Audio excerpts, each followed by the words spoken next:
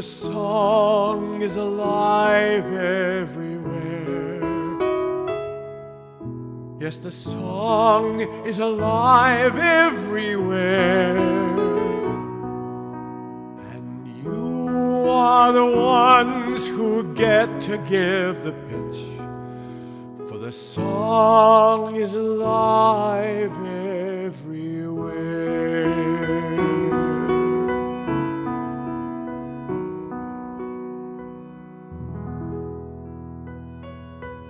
Hi, I'm Ken Medema. Hi, I'm Beverly Vandermolen. And together, we'd like to, on behalf of all of us who are a part of the Interlude community, Abigail Hastings, our associate, Sid Davis and Matt Greer, our co-founders, we'd like to spend some time with you today, letting you know what Interlude has been doing and thanking you for your generous part in what we're trying to do in the world.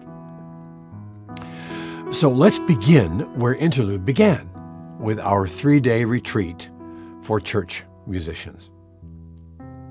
And this started 10 years ago now. And every summer we bring, 3 dozen or so people together in 2 retreats, one in Georgia and one in Michigan. These are retreats where church musicians who are often underpaid and overworked and serve our churches so humbly and with such skill and talent can get away from the rush and rumble of their lives, spend some time learning from peers, telling stories about their lives, learning from the wisdom of Paula D'Arcy, our wonderful teacher, eating good food, having time to relax and rest, and reimagine our life and work and be renewed. So we never finish a retreat without phone calls and emails saying, these retreats are a life-giving thing for me. We had one exercise this past year where we brought 2 people together. We bring people together in pairs.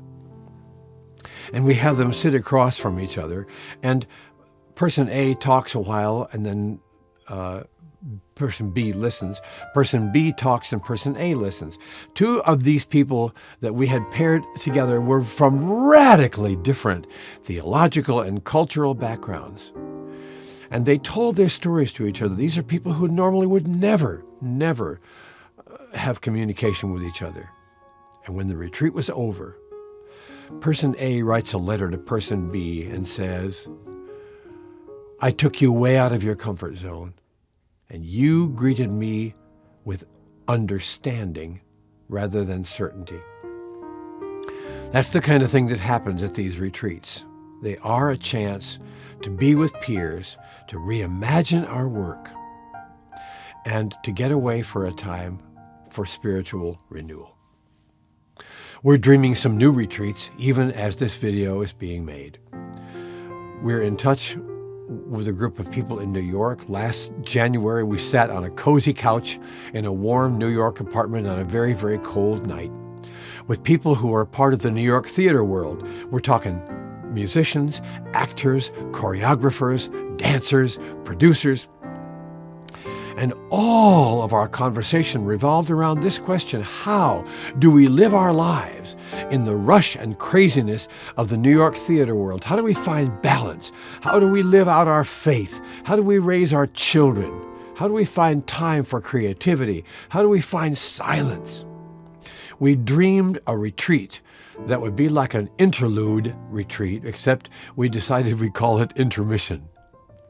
So this coming January, we go back to New York to sit on that same cozy couch to try to make this dream become a reality and create a retreat for Broadway people. We're in touch with a major East Coast college campus.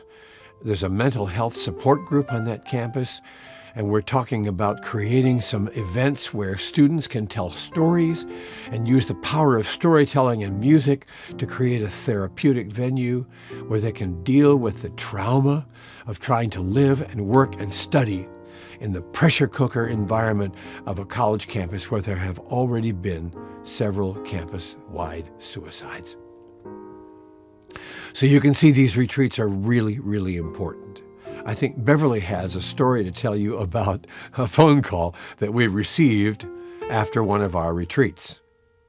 I received a phone call from a music director who had been through Interlude. He had come home from a trip and found out that he was cruelly fired from his position because the church wanted to go in a different direction. He called me and through his tears said, if it hadn't been for Interlude, I would not have been able to see this firing as a gift. At that point, I said to Ken, this is work that we need to continue. This is holy work. Let's talk now about chapter 2 of the Interlude story. We're talking about the conferences that you have helped to fund and that you have helped us to be a part of in the last several years.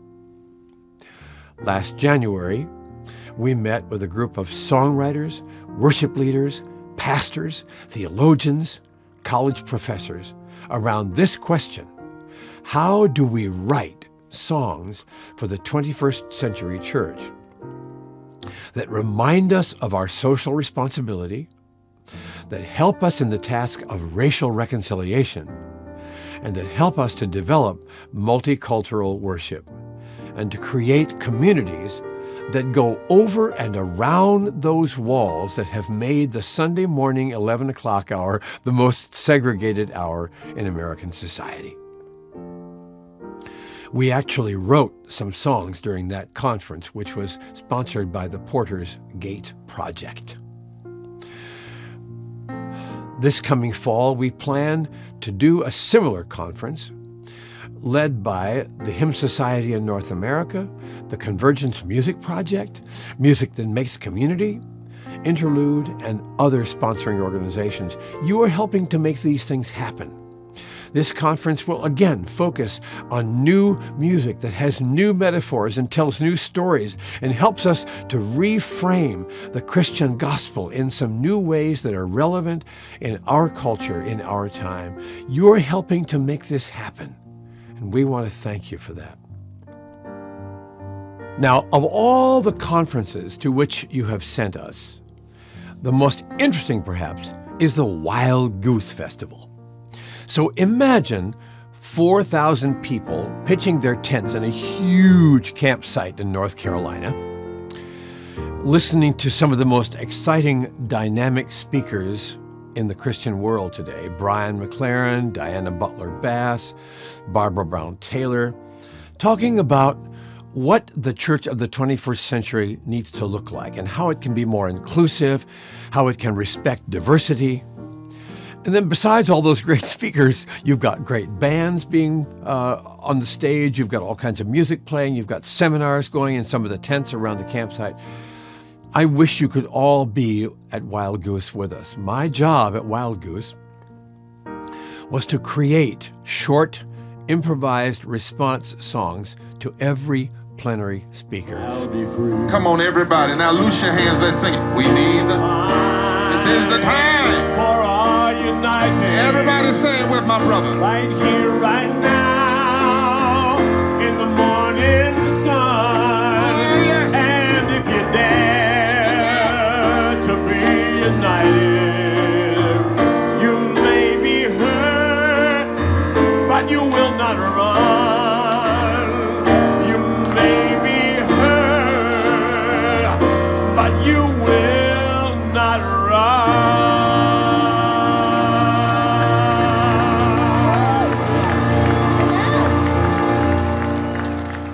Now, you and I know how powerful music can be to help put a sermon or a speech or a testimony right there into your brain, to bring the left and the right brains together.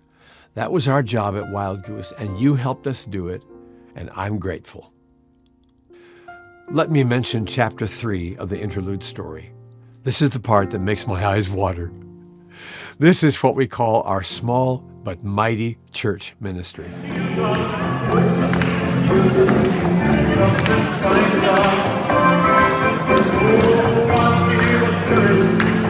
What we say, Lord, Christ, give us free.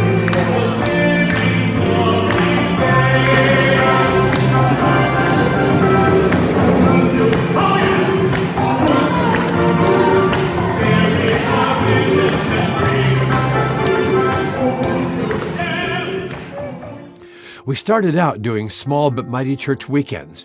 In Greenville, Texas, an hour and a half from Dallas, a tiny church of 50 people wants to do a fundraiser and a food raiser for the local food pantry, but they say we're only a church of 50. We came along and said, you rent the local civic auditorium. We'll come and do a concert. We'll let all of our friends on Facebook and all of our friends in the Dallas Metroplex know about this event. We put 350 people in the civic auditorium and raised $1,300 and lots of food for the local ministries. And now this little church of 50 people is saying, watch us. We can do anything. A small church in Maine, just beginning with 9 people. And we came and did an event that brought a great big section of that small town together on a Saturday night to tell stories. You've been a part of all these small churches, and that has led to our international ministry. This past year, you helped us go to the country of Kenya, where we worked with a group called Luke 14 Ministries. Together, we gave away and configured 200 wheelchairs. We watched people crawl on their hands and knees for miles to the distribution center to get a wheelchair. We also visited 4 schools for the blind around Kenya. We wanted to bring music to these students. It was amazing to watch them get up and dance with utter abandon. They also hung around me and asked me questions like, can blind students go to college? Can blind students use computers? How do blind students get jobs in your country? We plan to go back to Kenya to visit those same schools, and this time we're going to bring several hundred white canes and, if all goes well, a licensed mobility instructor to help students learn how to become independent. In Kenya, I was able to watch Scripture come alive as people came for wheelchairs and they had mud all over their bodies. The team would wash their feet and wash their hands. And then I saw a woman who was 90 years old who was put in a wheelchair and began to dance. Her mourning turned into dancing. And then other times we saw the recovery of sight to the blind as the doctor was able to put glasses on students. And as they could see, they were just mesmerized by the fact that they could see. And I was seeing Scripture over and over again come alive. In December of 2018, your generosity sent us to the island of St. Thomas on the U.S. Virgin Islands to become a part of disaster relief. Those islands were torn apart by hurricanes in 2017, and we saw hundreds of houses where there is still tarpaulin on the roof and there are no walls. People made homeless suddenly by those disasters. People said to us, we work so hard to rebuild homes and to put our island back together. It's wonderful to have someone come and minister to us. We were so amazed by the strength and the resilience of people, and so delighted by what we got to do last year that we've gone back to St. Thomas this year to do some of the same work. We sang in a mental health facility with a group of teenagers who, some of whom had not been in their homes for months. And we heard them tell about their dreams and their hopes for their lives. I sang to them and we told stories together. I think this was a way of using my music therapy background. We sang in a nursing home where the buildings were devastated. The dormitory had been ripped to shreds. Beds were in the cafeteria. There was no air conditioning. The temperature was 95 degrees. And when we started to make music, people sang along with us. One woman began conducting the music. and a gentleman asked for some paper and began drawing pictures of people with guitars and pianos.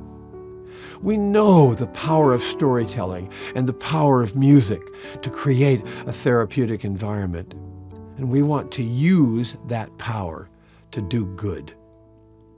I have always dreamed about doing a big arena show with Ken, to tour the country with other artists, and he could take stories from the audience, etc., etc. Here in St. Thomas, we found ourselves in an adolescent ward in a psychiatric facility with 13 teenagers. We were told they would not respond to outside people and that Ken was invited to sing for them, but not to expect a response. When he asked them what their dreams and hopes for their lives were, they began to tell stories like a girl who had been in the facility because she had been violent with her family stood and said, "I dream that my mom will not be afraid of me anymore when I go home." In that moment, I realized this was our arena.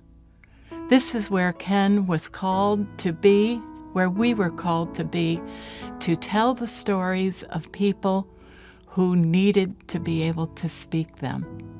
And it was another holy moment. So there we are. Retreats, conferences, small churches. Beverly, I think you have a letter from one of our small churches. I'd like you to read a part of that, if you would. Dear friends, oh my goodness, what an extravagant gift you recently gave our little congregation here in Wisconsin. Please let those who contribute funds to this important ministry know how profoundly your willingness to make yourself available to congregations such as ours, and how it has touched the lives of those in our community. I have been told, of course, that people were moved, inspired, and blown away not just by Ken's musical virtuosity and improvisational gifts, but that it made people feel proud that our church was able to offer something like this to our wider community. I really can't thank you enough for making this possible. I can only trust you know how much your generosity and friendship and ministry means to me and those I'm called to serve. God's grace and peace to you. So here's where it all comes down, my friends. You have been generous to us in the years past. You have given of your resources to help us do this holy, holy work. We're inviting you to partner with us again in the year 2020. 2 conferences at least, 2 retreats for church musicians, maybe a retreat in New York for Broadway people, maybe an event on an Eastern college campus for students undergoing stress and trauma, a trip to St. Thomas, and who knows what else. But you'll be a part of this great work that is being done really sort of all over the world. I thank you in advance for your contribution. I thank you for being one of our partners. I know that you know how important this work is. I want to represent you both here and around the globe. Thank you for your participation. Thank you for your love. Thank you for your prayers. Thank you for who you are.